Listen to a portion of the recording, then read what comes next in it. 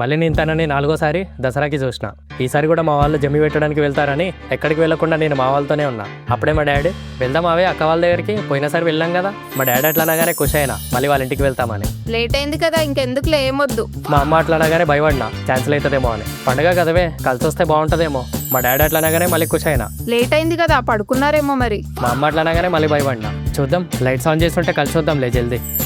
ఈ టైం వరకు వాళ్ళు మేల్కుంటారు, పడుకుంటారు జల్దీ. పోయినసారి కలిసినాం, ఈసారి కలవకపోతే బాగుండదేమోనే. ఏం కాదులే, వెళ్ళకపోయినా రేపు పొద్దునైనా పెట్టొచ్చు. పొద్దున తను వెళ్ళిపోతుందమ్మా. ఇప్పుడు అందరు ఉన్నారేమోనే, వాళ్ళ పిల్లలు కూడా వచ్చింటారు. మళ్ళీ రేపు ఎక్కడోళ్ళు అక్కడికి వెళ్ళిపోతారు.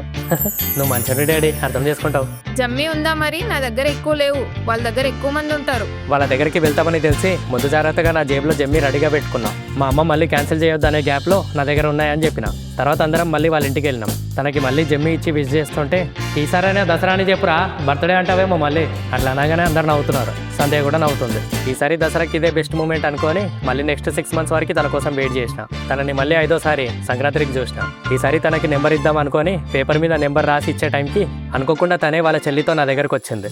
ఏంటిదా పేపర్? ఏం లేదు నార్మల్ పేపర్. ఒకవేళ నాకు ఇద్దాం అనుకున్న పేపర్ అయితే నాకు ఇవ్వు. నీకెందుకు ఇస్తా? కాదు అట్లేం లేదు. చెప్పు సంధ్య, ఇట్లా వచ్చినారు. మా చెల్లికి నువ్వంటే ఇష్టమంట. నువ్వు 2 సార్లు దసరా అప్పుడు ఇంటికి రావడం చూసి నీకు పడిపోయిందంట. నువ్వు ఎట్లా నచ్చినావో నాకైతే అర్థమైతలేదు. నిన్ను ప్రతిసారి వచ్చినప్పుడల్లా చూసి మళ్ళీ 6 months వరకు వెయిట్ చేయకుండా ఉండలేకపోతుందంట. అందుకే ఈసారి ఎట్లయినా చెప్దామని నన్ను అడిగి నీకు చెప్పమనింది. ఎందుకు నవ్వుతున్నావు? నేను నీకు నచ్చలేదా? నన్ను నీలో చూసుకున్నట్టుంది, అందుకే నవ్వుతున్నా. నేను కూడా మీ అక్కని వచ్చినప్పుడల్లా చూసి మళ్ళీ సంక్రాంతి దసరా వచ్చే వరకు వెయిట్ చేస్తున్నా. అంటే? అవును, నీకు నేనెట్లు ఇష్టమో నాకు మీ అక్క అట్లా ఇష్టం. ఈ విషయం మీ అక్కకు కూడా తెలుసు.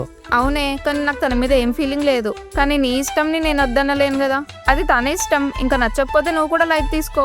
ఎలా లైట్ తీసుకుంటా అక్క? కదా, ఎట్లా లైట్ తీసుకుంటా? తనని చూసి వెళ్ళిపోయినాక మళ్ళీ పండుగ ఎప్పుడు వస్తుందా అని వెయిట్ చేస్తున్నా కదా. నేను కూడా వెయిట్ చేస్తున్నా. ప్రతిరోజు తనే గుర్తొస్తున్నాడు. గుర్తొస్తున్నావు. ప్రతి సంవత్సరం సంక్రాంతి దసరాకే ఎందుకు, అన్ని పండుగలకి వెళ్దాం అనిపిస్తుంది. నాకు కూడా అన్ని పండుగలకి రావచ్చు కదా అనిపిస్తుంది. మనం వచ్చి వెళ్ళిపోయిన ప్రతిసారి తను నన్ను చూసేవాడు. నిన్ను కాదమ్మా, మీ అక్కనే. తను లేకుండా ఉండలేకపోతున్నా అక్క. నేను కూడా మీ అక్క లేకుండా ఉండలేకపోతున్నా. ఇప్పుడు ఇట్లనే ఉంటది. ఒక్కసారి ఓకే చెప్పినాక దూరం ఉంటది కదా అని మోసం చేసినా చేస్తారు. మీ సిటీ వాళ్ళని నమ్మడానికి లేదు.